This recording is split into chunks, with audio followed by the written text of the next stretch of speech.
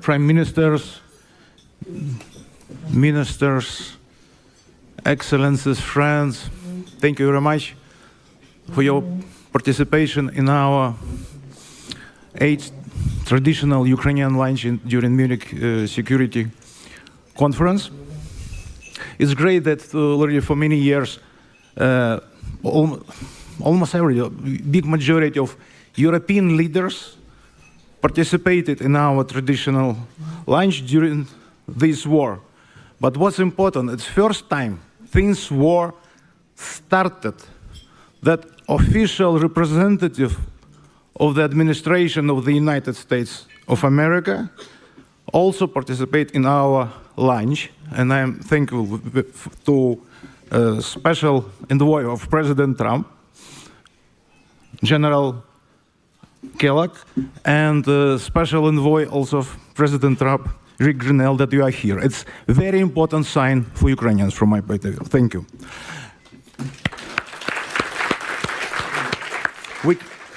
We call our lunch, you see, your country first, win with us. I will explain. I really like when leaders say, it's interest of my country, this is my first priority. It is very natural for president of any country, of the United States and Estonia, and prime ministers of Iceland and Denmark and Croatia and other leaders. Of course, it's very natural. But if somebody says, interest of my country first, it means that this person must support Ukraine, because, of course, it's, if your national interest first, national security is absolute priority, and it means you cannot let win our terrible, crazy enemy in Ukraine. You must support Ukraine, because this is in your deepest national interest. Before we'll start our lunch, I want to say thank you to the very special people, to most important people in this room. I am talking about Ukrainian soldiers, Ukrainian heroes who defend Ukraine and all your countries. Thank you. You know, I have, especially during last months, many meetings in Ukraine with soldiers, heroes, workers. But by the way, Ukrainian workers, they are also heroes because they produce products during daily shelling. They're also heroes. And these people ask me very often, this is probably most often question now, Victor, what do you think about President Trump? And I can see huge hope in their eyes. They really hope that President Trump will help to stop, to end this war on the just conditions for Ukrainians. And yeah, this is very important. It's very symbolic. I'm happy that today we have on this stage together Americans representative of administration and European leaders and Ukrainians. This is exactly what we need. This is what President Zelensky said. This is what we need for our victory. This is what, only in this way, with this unity, we can stop this war on just conditions. I want to say one more time, your country first, win with us. 3 years of this terrible war, time to win. Thank you very much for your attention. And Zani, floor is yours, please. Thank you, Victor. Welcome, everybody. This is always, for me, one of the highlights of the Munich Security Conference. Thank you for asking me to moderate this conversation again. Each year, it seems as though it is a momentous moment, but this really does seem like a momentous moment. We meet just before the 3rd anniversary of this terrible war, at a time when we've just seen a fairly big shake-up in geopolitics. We have a new American administration with a very different view, at least on how to go about things, if not on the desired end result. And these kind of shake-ups bring opportunity, as Victor said, but they also bring risks. And I think everybody in Munich in the last couple of days has been trying to understand what the new administration wants, how it is going about it, and whether this will lead to the ingredients for a just and lasting peace in Ukraine, or whether it will lead to something rather darker. And secondarily, what this means for Europe. It's been heard loud and clear that Europe needs to take on more of the burden for European security. You will have all heard President Zelensky's powerful speech this morning. What does that actually mean in practice? And frankly, can and will Europe rise to the challenge, and will it do so fast enough? I think these are two important subjects that I'd like us to explore today. And as Victor said, we have a really extraordinary panel to discuss this. It is, I think, the first time we have had official members of the US administration and the Ukrainian government and three outstanding European leaders. I don't think I need to introduce them all to you, but welcome all of you to the stage. I'm going to start, General Kellogg, with you, because I think everybody in this room is trying to understand what the new administration is trying to achieve. It talks a lot about the urgency. President Trump makes it very clear he wants a ceasefire, he wants the killing to stop. He seems to want it very fast. People who worry that it would be on terms too friendly to President Putin. I know only one person really makes decisions in this administration, so I'm not expecting you to speak for your boss, but maybe you, as the person who is in the administration charged with, you're the special envoy for Ukraine. How do you think about this? What are the principles you are employing for your work? And what do you think are the non-negotiables for a just and lasting ceasefire peace in Ukraine? Well, thank you. Thanks for the question. It's almost like I think we're solving world peace and world hunger in 3 minutes. First, before I start, I want to recognize Rick Grinnell, who's another special presidential envoy who's been incredibly successful bringing hostages back from South America last week. And my old comrade from the 2016 campaign, Kellyanne Conway, the first female who ever had a campaign win in a presidential election. You know, it's a great question, and I think I'll get right to it. Look, I looked at my watch a second ago. It's the 15th of February. President Trump has been less than 30 days into his job as the president of the United States, all right? And we've accomplished more in the last 30 days than the last administration did in almost now 3 years of war. You know, and I've been very critical publicly about it when the comment was made, well, as long as it takes as much as it takes to end this war. President Trump looks at it a lot differently. And President Trump looks at it a little bit like I do. When you're talking about the war, it's in a human dimension. You know, we can talk about the weapons of war that you use and the economics of it, but when he looks at it in a humanistic way, you know, let me just simply put, because I'm looking at my friends there from Ukraine as well, and you know, the losses on the Ukrainian side, they match up, they exceed by triple the amount of soldiers that the Americans lost in both the Vietnam War and the Korean War combined. I mean, this is World War II level of violence.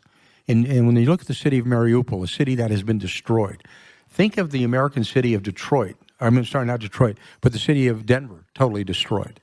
That's the levels of the violence and the levels of destruction. And President Trump is saying, you know, we got to bring that down. There's got to be a way to have a just and lasting peace. And I think what you're starting to see, I think in this conference is a great example of it, where you're starting to now people to realize after coming on the 24th of February, we're finally starting to see, okay, we need to bring this war to an end, figure out how it's going to end. But we also need to understand, we need to ensure Ukrainian sovereignty. We need to ensure that they are protected in that right. And so the question you have to ask yourself, well, how do you get there? And part of this process of this conference was to talk to the European alliance, who are going to be critical to this. Because when you hear, you've got to bring the allies with you as well.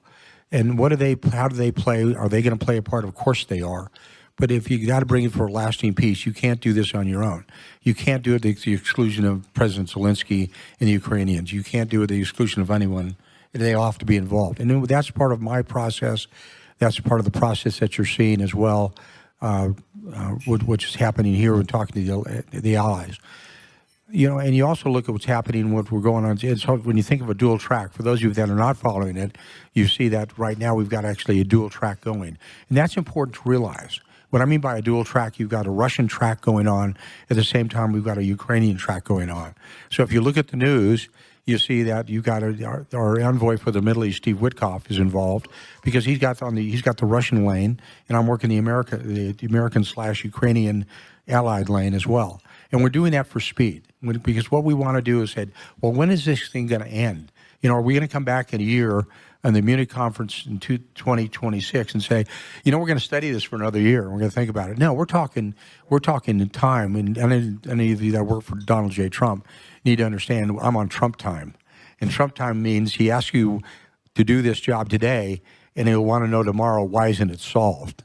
So we're working from a timeline. We're saying, and I use the time publicly of 100 days and back to make sure that the parties are involved. We get to a degree of separation. We get to a degree, and this is not confirmed. You go to a ceasefire first or peace treaty first, but you want to make sure that it's lasting, it's sustainable. You ensure the sovereignty of Ukraine, and you ensure that once this thing stops, it never starts again, or the consequences are going to be enormous on either side.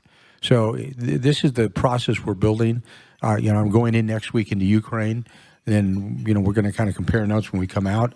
When I come out of Ukraine, go into the Oval Office, talk to the president, saying, this is what the alliance says. This is what they see. This is how they see what a sustainable peace looks like.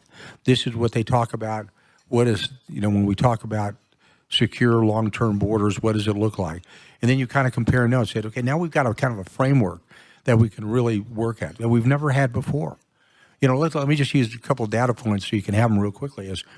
President Trump picked up the phone and he called President Putin and called President Zelensky back to back. President Biden had to talk to Putin in over 2 years. It's kind of hard not to get to a condition where you don't talk to anybody. And I think that's an important decision. He's appointed special envoys to do this. So he's taken ownership of this right away. And he's told the American people this is something we're going to solve on good terms, in terms that are good for not just the American people, but for good as well. And I'm trying to abbreviate because I know you want to get to other questions as quickly as possible. But know that we're into the game. We're into the game hard. We're gonna work on solutions. That does not mean to anybody's exclusion.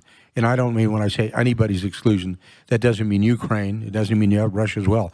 But it doesn't mean that we are excluding the alliance as well. Because when you come to a final call on this, that everybody is involved, not just, by the way, just not Europe. This is a global issue. And we all have to understand it because, and I'll close with this, because we are facing a condition in the United States we didn't face 4 years ago. When you look 4 years ago, you had the Russians up in this corner, you had the North Koreans up in this corner, you had the Iranians down here, and you had the North Koreans over here.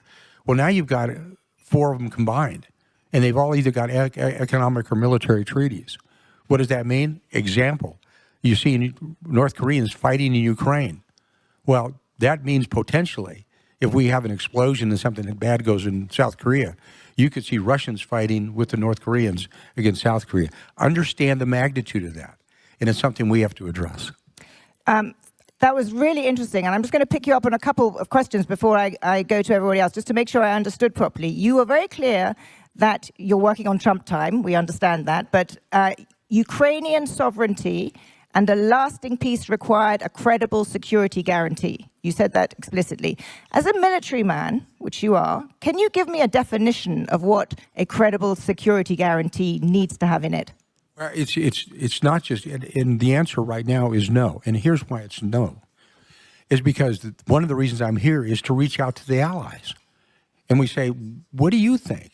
Too many times, Americans sometimes have a problem of only looking through their own lens. I've been taught before, you look through the other's lens as well. What do you think? What is your definition of it? And then you kind of pull it together and you kind of say, okay, this is the collective view. And then I bring it back to the person that does make the decision. And Keith Kellogg doesn't make the decision. It's the President of the United States. And I will never, ever move into his territory of decision making. And if we give him advice, he makes the call. President Trump is the decision maker, full stop, period. But we have to give him the options. Good advisors that I found in the first 4 years of the Trump administration, I was there with Kellyanne and Rick was there as well. The fact is you give them options that are what I call left and right, meaning you give them a full range of options. You never cut off any options. And if you've seen some comments happen even this week, we have said quite clearly every option is on the table. And it's important that those are kept for the President of the United States to make a decision. So I'll close by saying, what does it look like? I don't know, because that depends on what I'm seeing and what I get a feel for. But it's not going to be the exclusion of anybody. We're going to listen. Now, you know, and I do this, and I know the press is back there, and this is a joke, okay? So please don't take it as a joke. But the probability if the Russians say, well, we'll buy into it, but you have to give us back the state of Alaska, that probably is not going to happen, okay? So it's, you know, so there are certain things they say, no, those don't play at all. So you're going to give us a bit of a breathing space or time, but when I say that, I'm not talking 6 months or a year. We're talking days and weeks. Days and weeks. Well, you said you wanted to hear others' perspective, so let's hear others' perspective. And let's first hear the Ukrainian perspective. Oля Stefanishyna, you are Deputy Prime Minister for Europe and Euro-Atlantic integration. You were in the meeting yesterday with Vice President Vance. First of all, what is your reaction to the approach from the Trump administration? And secondly, perhaps you could give General Kellogg your assessment of what a just and lasting peace must include. Thank you so much. Probably following all the discussions we had and the meeting we had yesterday and everything which was happening before this meeting took place, the teams have been working hard to make this meeting prepared. And there is a lot of boiling discussions after the speech J.D. Vance had on a stage. And I think I can confirm a number of very important messages, that there is a very serious intention and commitment and determination to end the war in a just way.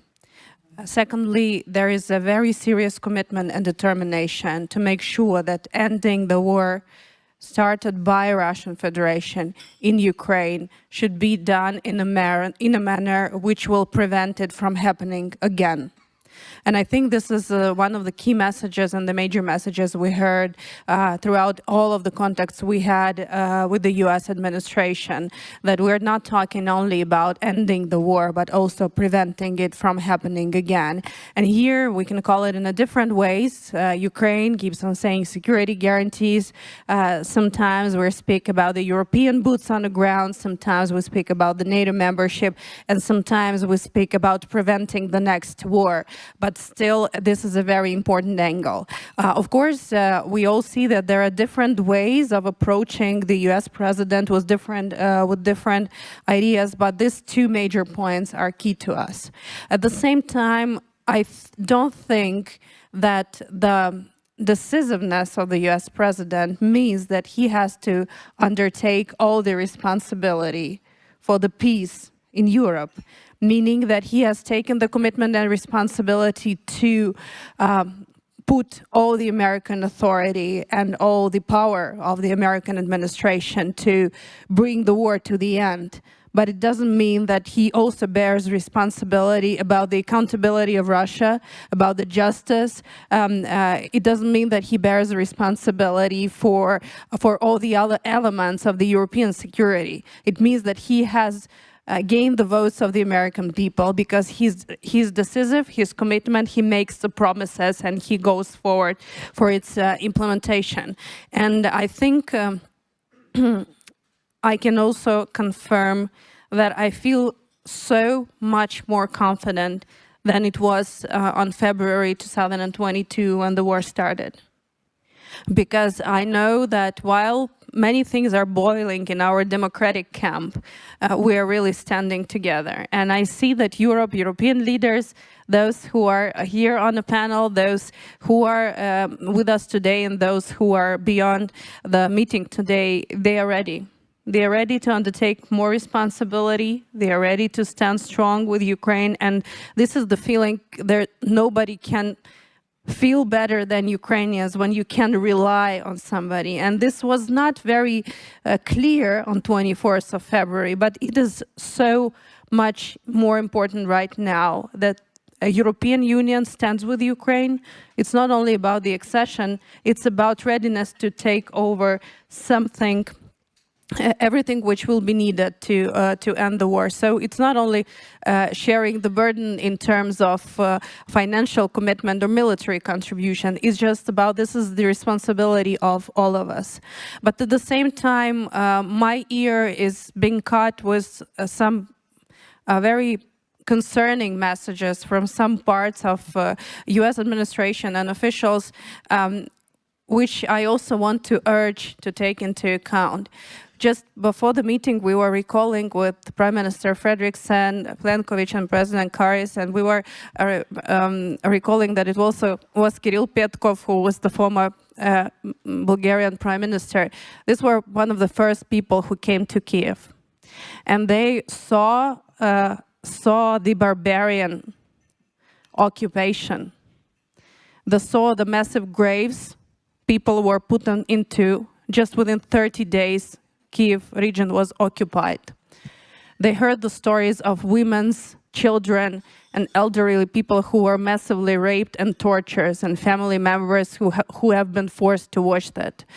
We hear and know the stories of thousands of Ukrainian children who have been splitted from their families and deported and forced to stay in Russia. I understand that it's not the issue which probably might be taken as a responsibility, but this is also the crimes which should not be left unseen. And this is probably the pressure which could not be put on Ukraine to pretend that we do not know it. We know it, we face it, and this is our common historical memory which will never be forgotten. So accountability is out of the question for Ukraine, and justice is out of the question for Ukraine. But we also know that it's a huge responsibility US administration and US president has taken. And I think whatever concerns we raise, we better make them succeed. And I wish them all, and everything we can do to make it happen will be done. Thank you. Thank you very much. You have raised the challenge to your European friends, and I'm going to turn now President Ala Karis, to you. You are president of Estonia, and I believe you wrote, I think it was just after the full-scale invasion, you published a guest op-ed, I think, that said, it's time to be bolder in helping Ukraine. This was almost 3 years ago. Everyone is now saying it's time to be bolder. Is Europe at last getting the message? And what do you make of what you've just heard from General Kellogg in terms of the approach that the Americans are taking? What is Europe's role in this, and how can Europe step up? So thank you very much for asking to this panel. And 24th of February, we all remember this day. But for Estonians, it's a special day. It's our Independence Day. That means every time we celebrate our independence, we remember Ukraine. And going back to history, I mean, because it's important, if you look back, in 1920, we also did sign a peace treaty with Russia. So, what I'm trying to say is that we need a security guarantee even afterwards, because 5 years later, Kremlin started an uprisal of communists in Estonia. So only 5 years later, they started to abandon basically this agreement, and they managed in 1940. And the second, what I take it from 1920 is it's always discussed with Russia when Russia is weak. So at the time Russia was weak, and Russia is weak at the moment as well.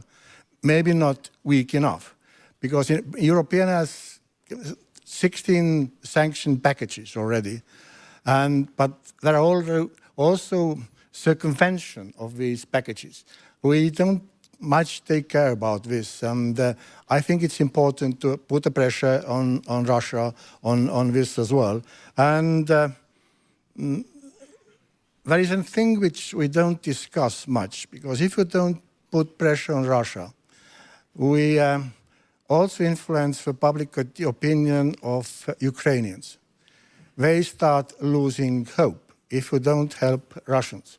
And if they start losing hope, and we hear voices from Ukrainian side.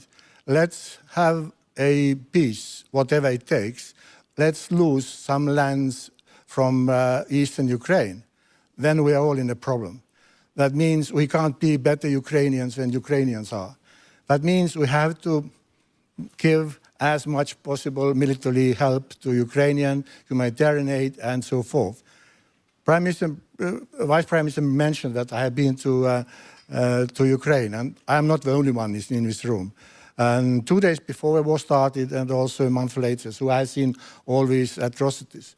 And of course, there is a hope at this very moment on US. I came back from Middle East with the same situation. Let's forget this Riviera issue, but they still do hope that US is bringing some kind of peace to this region as well. Thank you. But can I just ask you what specifically you think should be in this then? You're right. There's a new opportunity. What does you as a European leader think is your responsibility right now? Our responsibility right now is just to give more military help to Ukraine. This is what they actually need. Okay, that was clear. Prime Minister Mette Frederiksen, you've been a staunch supporter of Ukraine, a stalwart supporter of Ukraine. You've spoken plainly on this panel in previous years, so I'm trusting you to be the plain-spoken, non-diplomatic politician. Are you worried or energized by the overtures of the Trump administration? Do you think this is essentially a move in the right direction or the wrong direction? And how do you ensure that it leads to a just and lasting peace?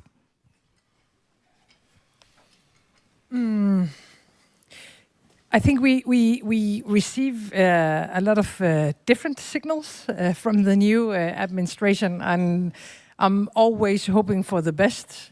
But I would say, no matter what happens in US, us sitting in this panel, not you, General, but the rest of us, our responsibility is to do what is needed from a European perspective. And I think your opening question was a bit wrong, because I have never thought that this war is primarily about Ukraine. For me, this war is primarily about Russia. And we need to be willing to write the conclusions instead of asking questions. Are we willing as Europeans or as Americans to let Russia to decide borders in Europe in 2025? Are we willing to allow North Korea, Iran, and Russia to take decisions upon the infrastructure, the architecture of our security? Of course, the answer to those questions is a big no. And therefore, for me, the most important thing is to give Ukraine what they need to win this war. I'm sorry, I'm going to repeat what I said last year and the year before, and now almost 3 years ago. I think Ukraine have to win the war. I think the rest of us have to do what is needed so we can make it a possibility. And then at the same time, we really have to ramp up production and to speed up so we are able to defend ourselves. You did make those points before. You make them very powerfully, but I would argue that we're still not in that position in Europe. We still just talk about stepping up rather than really sustainably stepping up if the United States is going to pull back, as some are signaling it might. Do you think you have, I mean, your willingness and to say it is very clear, but your fellow Europeans, do you really think that there is given that we're on Trump time now, as we've been told, the urgency in Europe to react?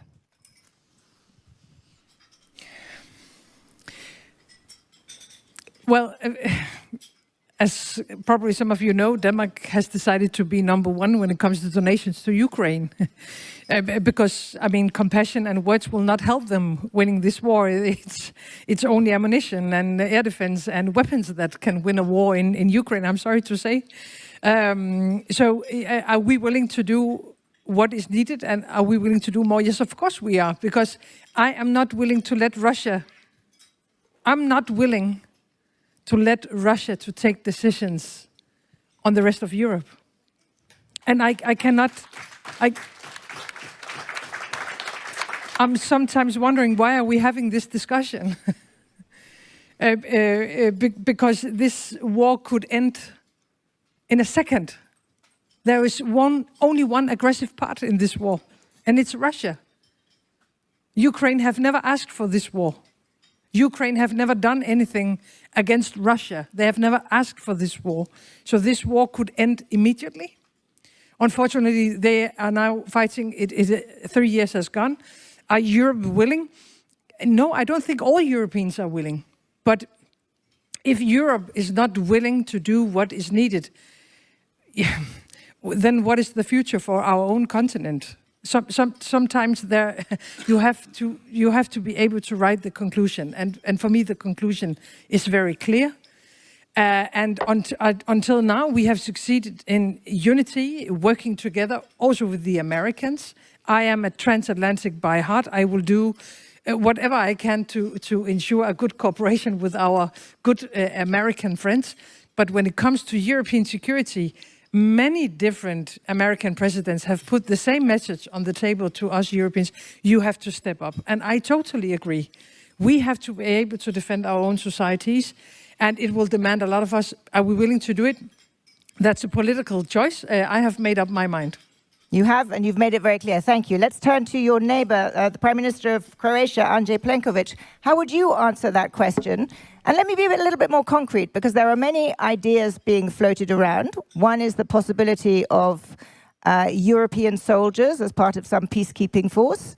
Another is, massive increase in European-funded defense industry in Ukraine. Would you contribute Croatian soldiers to a peacekeeping force? And would you massively step up Croatia's support? First of all, thank you for the invitation, and thank you, Mr. Pinchuk, for another opportunity to speak at your YES events, whether it's in Ukraine, Davos, or here. May I say, before answering your questions, a few general remarks which I think are very important. First of all, we are all very carefully following the signals of President Trump and his closest aides on Ukraine. And the analysis that we are having is that we would like to understand it a little bit more in the elaborated manner. Because there are two approaches here. One is the pragmatic approach, which I would consider as in the framework of let's stop the killing, too many people have died, too many young Ukrainians have died, too much destruction has happened, let's stop the killing. And if that is the approach of the win for the new administration, I can understand it. Then there is the principled approach. What are we witnessing? We are witnessing a total negation and violation of the international order, of international law, of the main principles that we stand for in two episodes, both of which happened during the democratic United States administration, the one in 2013-14 and the one 22 until today. The issue which we need to identify is how much the principled approach will be kept. And that is the point that President Zelensky has been saying, that all of us in the European Union has been saying, perhaps with one or two exceptions. One, not any peace, but a just peace, which would entail territorial integrity of Ukraine and its sovereignty. Because if this pragmatic approach ends in, let's say, a ceasefire turning into some sort of a la Minsk I or Minsk II agreements, which then become a frozen conflict, and the de facto occupation and illegal annexation that has put Ukrainian territory within the Russian constitutional system becomes via facti the reality on a long run, that is not a victory. Not only for Ukraine, but it is also a failure for the entire international community and everything we stand for, because this is the wider consequence of this Russia's aggression against Ukraine. I've been accompanying Ukraine previously as a member of the European Parliament, heading the Ukrainian delegation in the first time of aggression, and I very much remember the situation that time. I've been now Prime Minister for 9 years, and we have extended, we are not as rich as Denmark or big as France and Germany, but very substantive military support Ukraine, 12 bilateral packages, and we should continue to do that because we are one of the rare countries that had the experience of its own occupied territories in the 90s, which remained occupied for 7 years. Some of them we managed to gain back only when we were strong enough and we came into the position of balance of power with, at the time, Milosevic's Serbia. We were strong enough to regain the territory militarily. The remaining part, which is physically very much similar as the eastern Ukrainian regions, we managed to get back into our territorial integrity and constitutional order system with the help of the United Nations and the strong leadership of, at the time, American General Klein. And we managed. This was the biggest success and the exception, I would say, in similar situations across Europe in the post-1945 world order. That's why we have always offered this latter experience to Ukraine as something that can be useful. Minsk was basically more or less the same peaceful reintegration plan, but it didn't function. My point on the negotiations, with all the appreciation of the American initiative, I think the peace and negotiations without Ukraine are a no-go. Peace and negotiations without European participation would be completely politically unacceptable given the transatlantic friendship and the alliance that we have within NATO and the bilateral relations, because the European Union countries altogether have given a lot in military terms, in financial terms, in humanitarian terms, technical, every possible way. We've been basically dealing with Ukraine every single meeting for the last 3 years as a dominant topic. And now to come to a situation where whoever it is on the EU side is not at the table would be more than odd. This is my point. On the situation of the troops on the ground that you have put, I think we are very far from that at this stage. Troops on the ground come in different conflict or post-conflict situations in different theaters around the world, but they come only when the conditions are ripe. I don't think that we are yet there at this stage. Thank you. I'm going to open up to a number of questions from the floor, but first, General Kellogg, you said you were here to listen to perspectives from others in Europe, and you've heard them loud and clear. And you've particularly heard from the Prime Minister then about the risks of an agreement that is, and he likened it to Minsk, to agreements that are not really agreements, that are not just and lasting. Can you, when you hear that, and you also heard loud and clear that the Europeans need to be at the table and that Ukrainians need to be at the table, and you described a parallel structure. You have a Russia file talking to the Russians and you're talking to the Ukrainians. Isn't this cutting the Ukrainians out of the real negotiations? The fulcrum seems to be the Trump administration with these two things going in parallel. Can you assure this audience that Ukrainians will be at the table and Europeans will be at the table? Oh, well, you just changed the whole dynamic. Victor, thanks for having us today. I appreciate it. The answer to that last question, just as you framed it, the answer is no. The answer to the earlier part of that question is yes. Of course the Ukrainians are going to be at the table. I mean, it would be foolish to say they wouldn't. But when you say at the table, you have to define it. One of the things I'm driving towards is we've had a good, remember this war has been going on now, we're heading into the third year. One of the things we haven't really gotten to are specifics. What does it really look like? And we talk a lot about it, and I will criticize, and I know I'm being very, very, political when I say this. But President Trump inherited this war right now, but our philosophy is not to continue this war to the death of every last Ukrainian. The intent is to stop the carnage, stop the war, make sure it's reasonable, making sure the sovereignty stays intact. But we're going to get to specifics about it.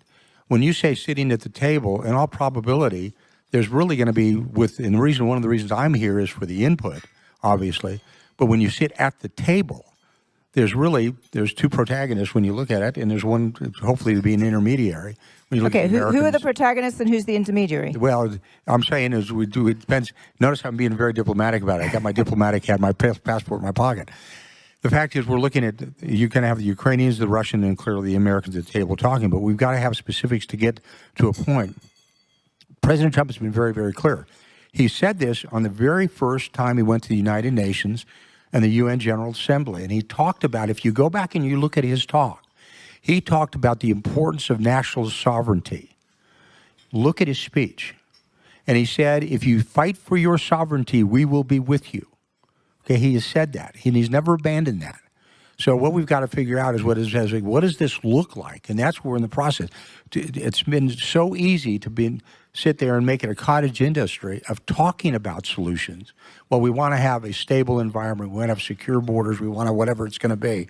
But I'm driving towards very, very specifics, very, very hard data that we can say this is what it looks like.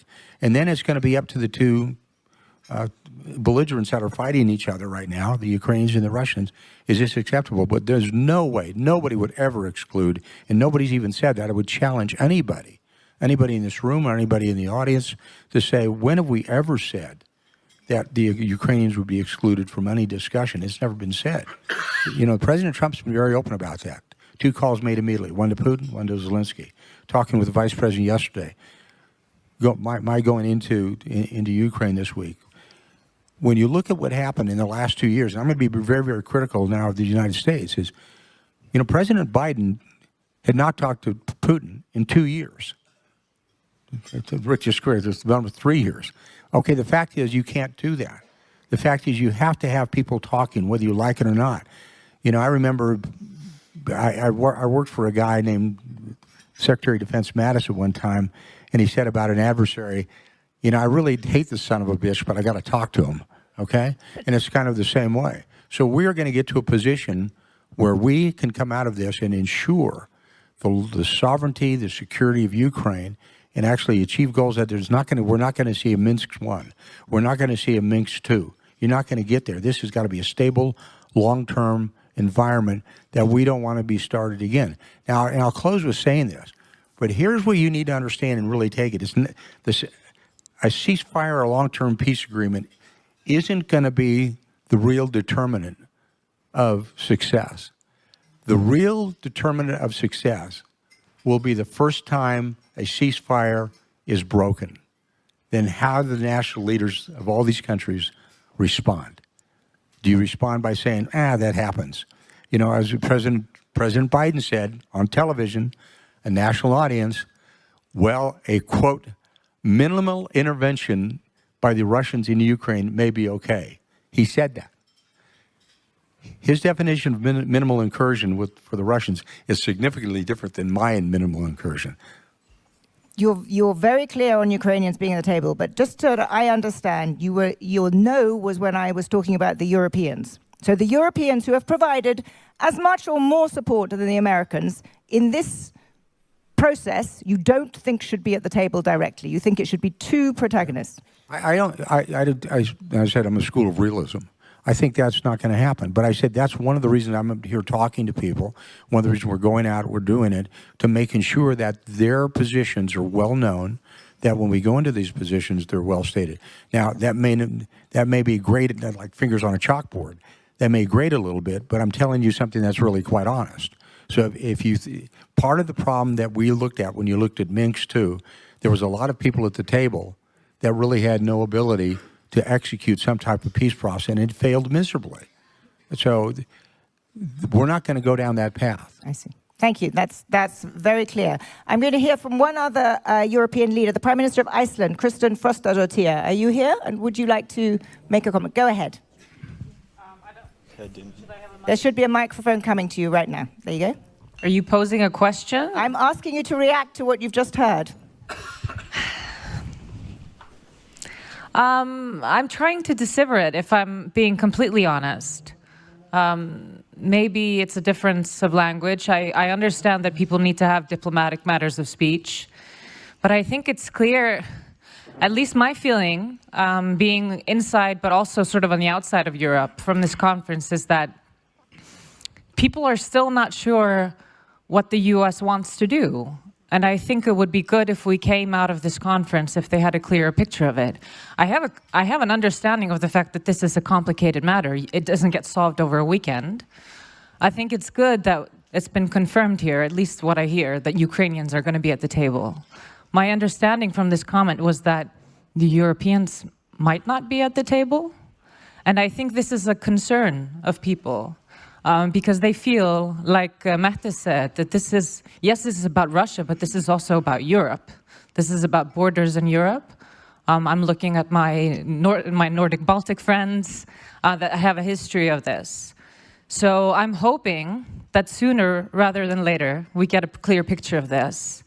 because it's also difficult for foreign leaders to be reacting constantly to unsure comments.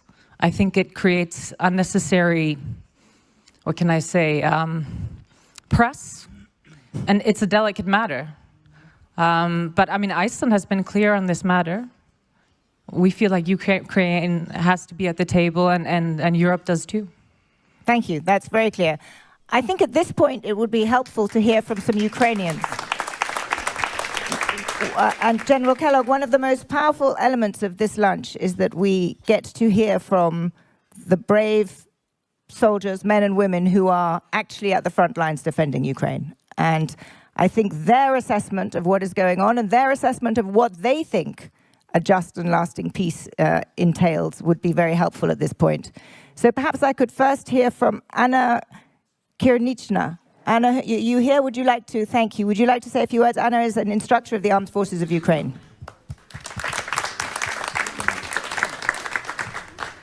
Actually, I'm a medic. Actually, I'm a doctor. So I will talk a little bit about Ukrainian combatants, doctors and medics. On my last deployment, I've been to a little hospital where Ukrainians from few brigades, I mean militaries, and local civilians get their medical aid. 2 days after I left it, it's been bombed by guided aviation bomb. That hospital is done. And Russians truly knew what they have done. And I had a strong déjà vu feeling because on the very beginning of full-scale invasion in 2022, I've been with, like civilian, like volunteer, I've been in a hospital made by an organization named Samaritan's Purse. I think American friends know it, and not only them. It was civilian volunteered Christian hospital. This hospital stopped its work because we knew from Ukrainian forces that this hospital will be the next aim for missile strike. It was the first time when Samaritan's Purse, the organization with very long-term history, was in such a situation. Next there, I mean Samaritan's Purse hospital in Ukraine was not so successfully. They get under the missile strike and they've been hit. It's been first time when the hospital, volunteering hospital, Christian hospital, been hit in the war. Never in Iraq war, never before in the history of Samaritan's Purse. Our enemy don't care about loss of war. They're hunting medics. They don't care if it's civilian medics or military medics. They don't care if it's Ukrainian medics or foreigners. So, what I'm talking about, now we face them. But no one knows if we will be the last. It depends on people who can make decisions. I'm asking you from all Ukrainian medics, civilian combatants, please don't let them win in Ukraine. Because then the situation can come to any next country. I don't think that anyone wants it. It's all. Thank you. Thank you. Very, very powerful. It's an enemy that hunts down medics, hunts down medical personnel. Alexei Kremenyuk, Deputy Chief of the Future Plan Cell in the National Guard of Ukraine. Ladies and gentlemen, good afternoon. It is a big honor to speak in front of you. First of all, I would like to thank you all our partners for your support. Let me introduce shortly myself. I am a civilian guy who was, before the full-scale invasion, I worked as an economist at the National Bank of Ukraine. But when Russia came to my country, me and my father and brother, we voluntarily joined one of the battalions of the Armed Forces of Ukraine. Then I was promoted to one of the branches of Armed Forces of Ukraine, where I conducted some analytical job. And then I moved again to one of the brigades of the National Guard of Ukraine. It's a Khartia brigade, where I'm currently, we are fighting in Kharkiv region, and I am a planning officer there. And from my analytical and combat experience, I bring you two important points. The first one is that Ukrainian sovereignty and integrity should be a a crucial deterrent to further Russian invasion in Europe, because we know that Russia won't stop in Ukraine, and if we allow it to do, they just continue and will seize another country, another territory. The last year I lost my good friend, and it is a big irony that he died near the city of New York in the Donetsk region. But was the biggest irony that he won the scholarship in one of the New York universities before the invasion began. And I ask you, don't make his death pointless, and death of others, brave men and women in Ukraine. And another point is that what I've seen from the perspective of planning officer, that quality can beat quantity. And in means of quality, I mean not quality of some equipment or machinery.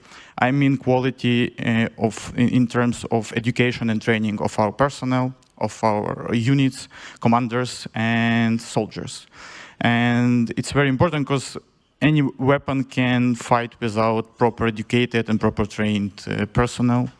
And I think that only together we can create good programs, very perfect programs of education and training. And only together we can beat the enemy, and we can beat Russia forces. And moreover, we can deliver to you our experience and share it with you, because no country in the world has the same experience as we are, except of Russia. But Russia wants to destroy the current world order, but we want to be a part of civilized world. And let me conclude. We will fight until the last of our breath. But I think it's in your arms how many persons, not only in military but in civilians, will die before we retain our sovereignty and our independence. Thank you. Thank you. Thank you. And now we'll turn to Dmytro Finashin, who is an advisor to the Minister of Internal Affairs. Dmytro is going to speak in Ukrainian, so if you could just put on your headsets. I will briefly introduce myself, just for you to understand that my words are not an invention and that it's justified. Since 2015, I have served in the National Guard. I was at the war before the full-fledged war. I was operator of the drone in the sniper group. Then I was a sniper in the same group.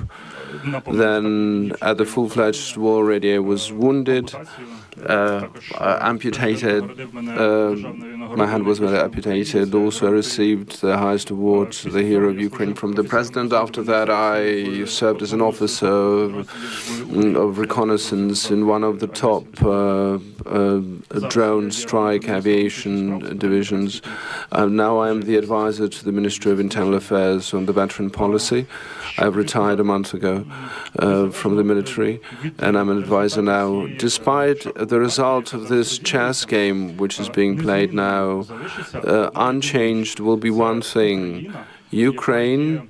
It is Ukraine which is an opportunity also for Ukraine to become more independent from the security point of view from the United States. Our biggest value is our military and our people, our soldiers, because, as my colleague said, none of the systems are going to operate without a soldier.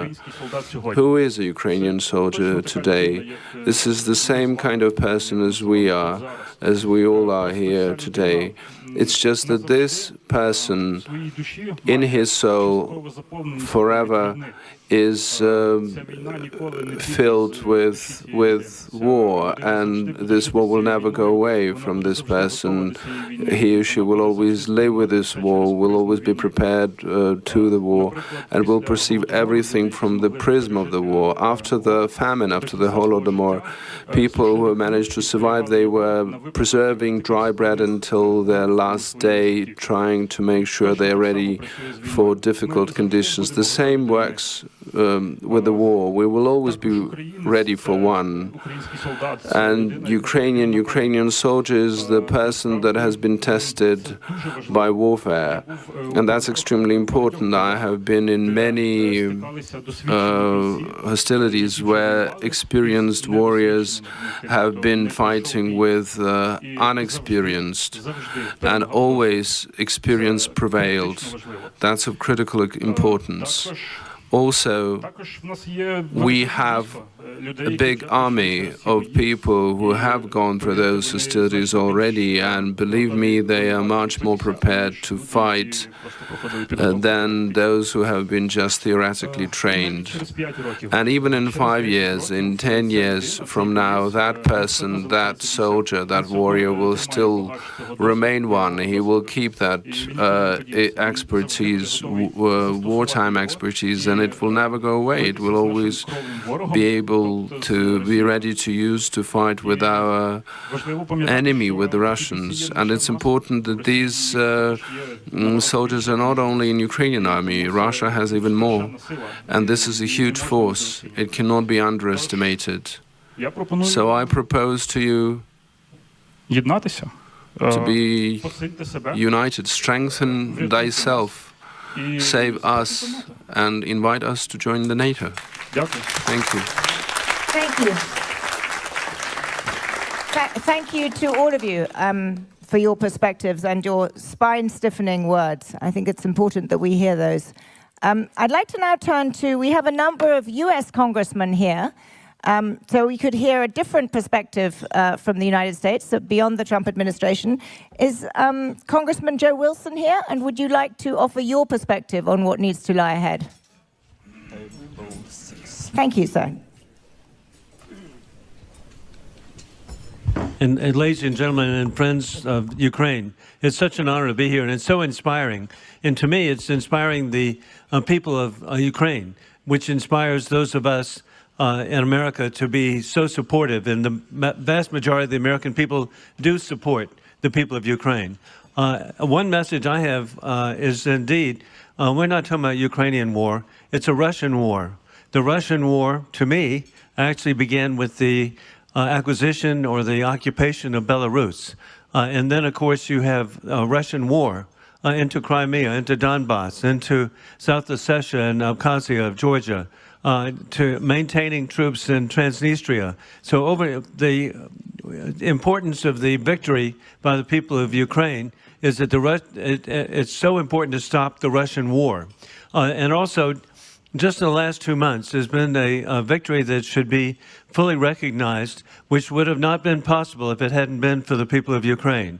And that is that the dictatorship in Syria, Bashar al-Assad, when he had the situation of deterioration of his capabilities, when he reached out to Putin for assistance because of the success of the people of Ukraine, he was not able to provide aid. And so the dictatorship of 40 years collapsed in 12 days.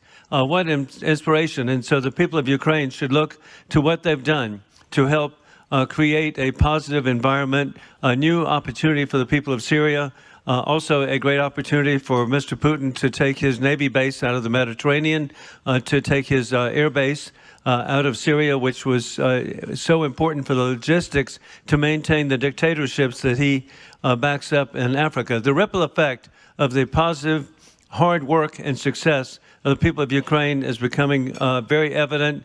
God bless Ukraine. Thank you. Thank you. I want to now turn actually to an observer of Ukraine, Anne Applebaum, who has written trenchantly about Ukraine for a long time, and very presciently, I think, about Vladimir Putin in particular. You've heard this conversation here this morning. You've been following what has come out of the administration. Give us your sense of whether Ukraine is in a more perilous position now or not. Thank you, Zanny, for this unexpected honor. The real question to me, well, there are two questions. One is, when we talk about a ceasefire, are the Russians prepared not just to stop fighting, but to give up their fundamental goal? Their goal is the destruction of Ukraine. They've said it, Putin has said it, many other people have said it, you can hear it any night on Russian television. They mean the removal of Ukrainian sovereignty, they mean the crushing of Ukrainian independence, one way or another, they mean the replacement of the Ukrainian government. If they can't fully achieve it militarily, then there is no doubt that they'll try to do it through hybrid war, through political games, through through sabotage or through other means, just as they did before the war began.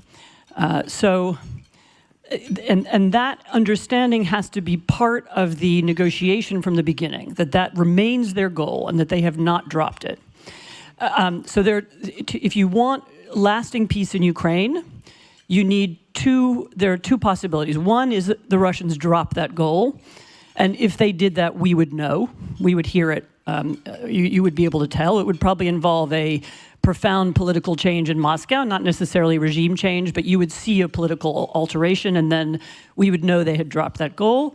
The second the second possibility is that the moment, if there were to be a ceasefire, and I have not yet heard the Russians say they're going to have one, that they will stop fighting, but if they did stop fighting, there is a very, very dangerous moment after that when the physical war will have stopped, but political pressure, other kinds of games, hybrid war, attempts to win over different parts of the European and American political community would continue. And so the question is, are we, and this is a question for the Trump administration, but also for Europeans, are we prepared for that moment? This is going to be a very, very dangerous moment after they stop fighting. Will we therefore have some kind of security structure in place, both to prevent the fighting from renewing, but also to make sure that Ukraine is a viable state, that the Ukrainian industry, that people are able to invest in Ukraine. Ukrainians don't leave the country because they're afraid the war will restart. So there has to be some kind of structure in place. And so my only question to everybody involved is, have you thought that piece of it through, and are you prepared for that kind of danger? Thank you. Thank you very much. And I'm sorry to spring that on you. Let me turn with that to our four European leaders, actually. And I'm going to start, Mette Frederiksen, with you, both to respond to Anne's question, but also to the admirably plain-spoken words of General Kellogg, which is you guys are not going to be at the table. Or it's unlikely that you'll be at the table. How do you react to that? And how do you, given that likely reality, build the kinds of unified, secure European approach that, sorry, do you want to clarify something? Well, no, it's not clarify. I just want to make sure because the audience will say, when you say at the table, I want you to make sure you define the term. Okay. Do you mean you are sitting like at table 3? Or are all of your interests brought into the discussion? That answer is yes. If that's at your table, yes. If it's sitting there like they're sitting right there with Victor and the rest of them, that's going to be a different story. Yeah, but you'll be filtered. Your interests will be filtered. You won't be actually at the table. Okay, Prime Minister. But Anne is raising the right question. And if we don't believe that Russia is willing to stop, then it changes totally the discussion we need to have. And I don't think they're going to stop. I'm sorry, and I haven't seen any signals from Russia for many years that underlines a Russian willingness to stop the war in Ukraine or anywhere else. I'm not saying that we are at war, but we cannot claim that we are in peacetime anymore. And a hybrid car is still a car, right? Hybrid war is a war. So if for me, I mean, there is a big risk that something that will look nice on a paper will give Russia the possibility to mobilize, to reamp, and to continue. Maybe in Ukraine or somewhere else. I'm going to come back to you in a second, General. Yes, Mr. President. When I finished my previous intervention, I said we're looking at US. But we're looking to have a plan, because now we know we have a willingness for agreement between Russia and Ukraine. But there is no plan. There is only one plan, which is Zelensky's peace plan. So there is no plan yet.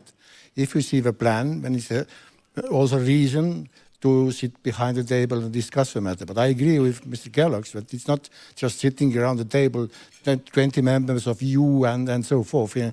But we need to know what's going on and what we're going to discuss about. Prime Minister Plenković, did you want to add your European perspective here? You know, Croatia was supposed to lose the war in the 90s. We won against all odds, under sanctions and embargo, and no single weapon that was given to us without it being smuggled. What Ukraine has done in the meantime is a heroic struggle, incredible resilience, inspiration in terms of quest for freedom, and I think that should be respected. And that's why, from my, but not mine, only point of view, I think majority of the European leaders understand that whatever the outcome of the talks, negotiations, and I hope that the European Union or whoever it is on our side will be sitting during these negotiations at the table, should bring about a just and principled peace. Anything which is less than that is a horrible message to the future crisis, to the future expansionist policies, to the future aggressions, and to the future instability not only on Europe but of the world. Because if you look at the numbers, during the first term of President Trump, he was pushing the European leaders to spend more on defense. But actually, it was Putin's aggression that delivered in terms of increased military spending in Europe. And I think that now, especially given our last debate, we had a leaders' debate on defense 10 days ago, I think that the flexibility in terms of fiscal rules, when it comes to defense spending, determination to increase the European technological industrial defense base, and to continue militarily assisting Ukraine, so to make it stronger in order to defend its territory, should be going in parallel with the peace attempts. And that's why appreciating the initiatives coming from the new administration, I think all of these elements should be taken account. The time that is behind us does not allow us or anybody to be politically naive. If Russia spends 10% of GDP on military spending, 40% of the budget, this is not a short-term exercise. This is a war economy which has, I would say, long-term goals. And I think it's up to us to take that into account in the context of peace negotiations. Thank you. I'm going to turn to you in a second, General Kellogg, but Minister Sternegard, the Foreign Minister of Sweden, would like to make a comment. Minister, over to you.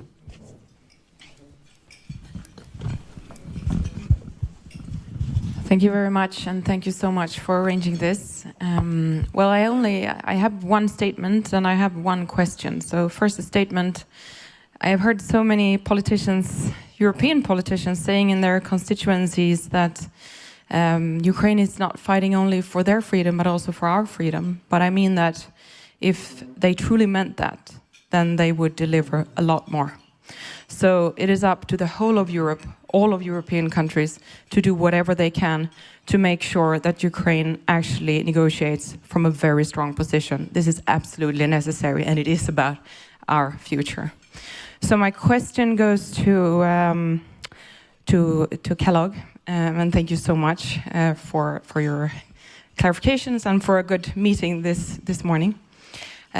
So I believe that you are now expecting answers from us whether we can provide soldiers on the ground after some sort of peace. And if we should be able to answer that, then we really need to be at the table if we're supposed to be on the ground. So please, please, let us join. Yeah, I mean, there's about 3 or 4 answers I want to do, and I'll make them quickly. It's sort of like speed dialing right here. One is, we've been at this for 25 days. And I would challenge anybody in this room or anybody listening, in 4 years of the first Trump presidency, How much land did Russia occupy? None.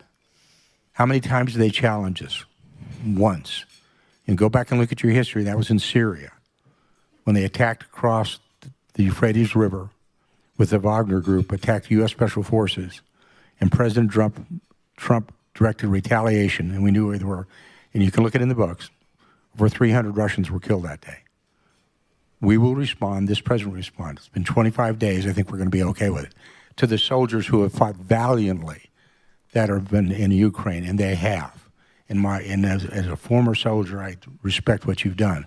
But when we think about the great thing, when you think about it, and this is a challenge to them, and anybody in the room that's willing to answer this question, if you've ever done triage as a medic, what's the first thing you do? Stop the bleeding. Then you treat for shock. And what we're trying to do is you're trying to stop the bleeding. And then we'll treat for the shock after that. It's sort of like the medical triage. And when you look at it, when we look at the negotiations, the discussions, we are clearly going to be having the interest of what's happening with the alliance out there. But what you want to do is you want to make sure it's clean, it's there, it's effective. What we don't want to do is to get into a large group discussion. I have a kind of an in-house human joke or humanistic joke about it. When I look around all of the parks in the United States of America, I have yet to find a single statue, not one, dedicated to a committee. It's always dedicated to an individual, maybe one or two. Those are the hard calls, but nobody's going to be excluded. When I say that's the reason I said you have to define your terms about physically are you sitting at the table or are your concerns going to be addressed? Of course they're going to be addressed. Of course they're going to be taken into consideration. But we are trying to end this in a short period of time. President Trump inherited this war of 3 years ago. Okay, his desire, purpose is to make sure this war stops.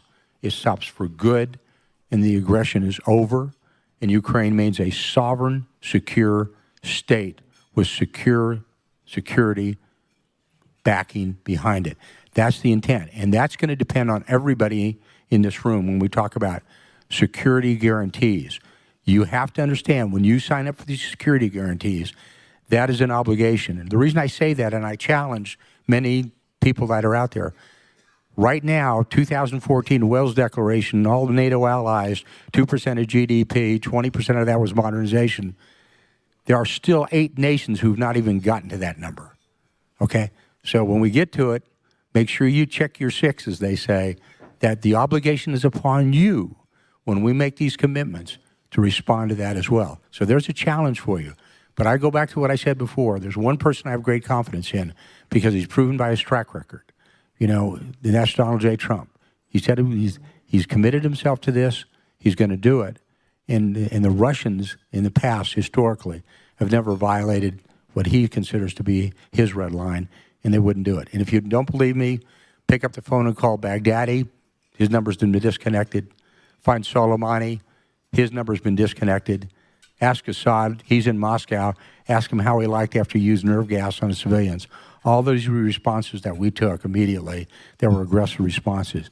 One thing I would always tell the world out there, be very, very careful when you go against Donald J. Trump. Make sure you understand the consequences that you may face when you face a president like he is. Thank you. I'm going to come back to you for the final word in a second, but first, the Vice Deputy Prime Minister of Ukraine. Jump in. Thank you, General. And I just also part of my mandate is making Ukraine to join the European Union. And I think that this is whatever table we're talking about, this is the table we're going to sit. And this is not a question for Ukraine. This is part of the conditionalities for ending the war, that Ukraine will become a member of European Union.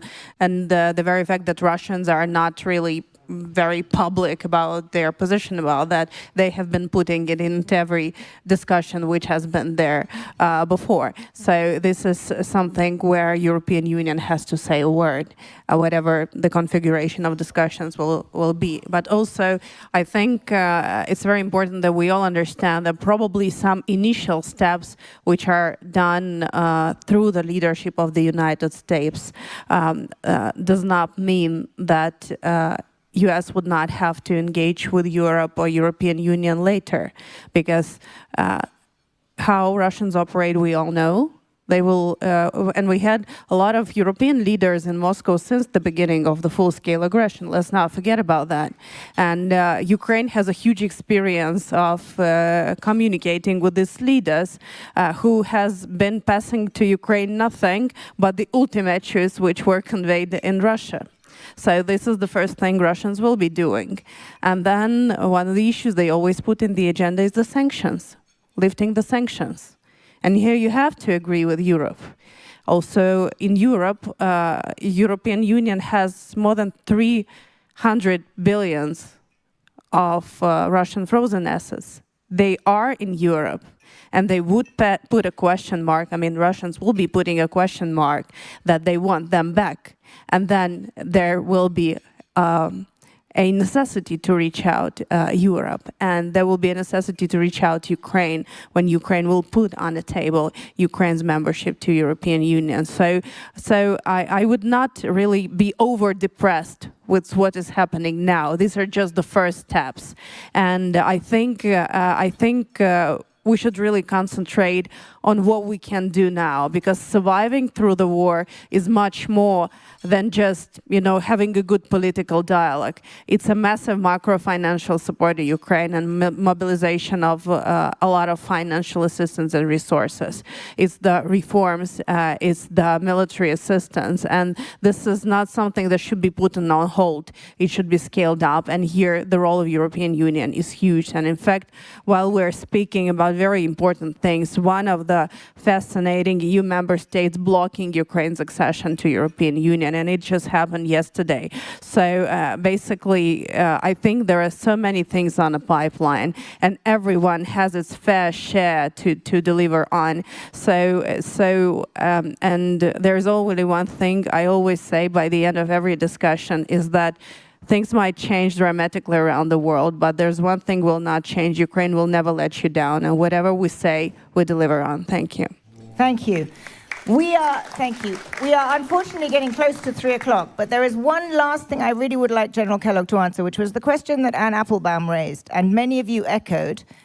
Putin does not appear to be interested in a ceasefire. It seems to me that one could argue that President Trump is more interested in a ceasefire than President Putin right now. And the urgency is coming from the US side. Is there a risk, frankly and plainly spoken, of a sellout to President Putin from a president in the United States who wants to get an agreement fast so that he can say he has got this agreement? No, because I think the comment's absurd. I mean, President Trump is not going to, he's not going to sell out. I think what it goes back to what we said before is I think you have to look at it in stages. Do you go, you go to an intermediate stage, which is ceasefire into a full plan, or you go to a peace plan. I think that's part of the discussion that you want to get to end it. But that's what I talked about earlier when it's a comment is, we're at a level in this war, the world is. You're at a level that is World War II level of violence. It's institutional level violence. So the question is, okay, I always got the feeling, and I know it's a harsh assessment, that the policy and the strategy of the United States before was, we're going to keep funding Ukraine to the death of every last Ukrainian soldier. It's okay, that's wrong. As somebody who's served and fought, is you look and say, look, I understand what they're going through out there, and what you want to do is at least stop the killing, reset, rearm, refit, whatever you want to call it. But no, it's not an expediency level. It's the idea that how do you build? But the first thing you're going to get to is you have to define the term. And when you look at what does stable security arrangement look like? And I think that's when you get to that point that you get there. But I said, if you say that to get to it, what you said, you want us to get to a ceasefire as fast as you can, that means we don't care what one of the parties talks about. That we've always said before that Ukraine is obviously a party of the conflict. And the Ukrainians are obviously part of that decision. They have to be part of that decision. They're the ones fighting and dying on the battlefield.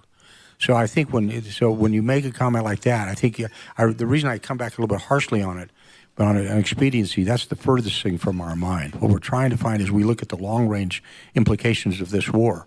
Everybody needs to understand that this war, when you think about it, is the expansion of this war You know, you were looking at the dangers that you face of an expanding war that we hadn't seen before because of the simple alliances that we are seeing. The alliance in the Middle East with Iran, the alliance in the Far East with China, the alliance in the Far East with North Korea, and you've got Russia proper, something we had not seen 4 years ago. So it's a different environment. So we understand that. And I said we are looking at this on a very strategic level, not a tactical level, but a very strategic level of what does this look like then, not just for Europe, but this is a global issue. And the president has said that. This is not, you cannot restrict this conflict intellectually to just Europe. You have to think about this. This is a global fight. And if you don't think it's a global fight, you're wrong. Example, I mean, it's really simple. Who's buying levels of oil and gas from Russia right now? European Union. Not just the European Union, but you look at a country like India. India's increased their buy from the Russians from 11% to 40%. Okay, so you kind of look and say, okay, everybody's in this game. And you think about it. And remember, members of the European Union laughed at President Trump when he said you need to shut down Nord Stream. You all remember that? Okay? He cautioned you about buying Russian gas and oil because he knew where the money was going. Okay?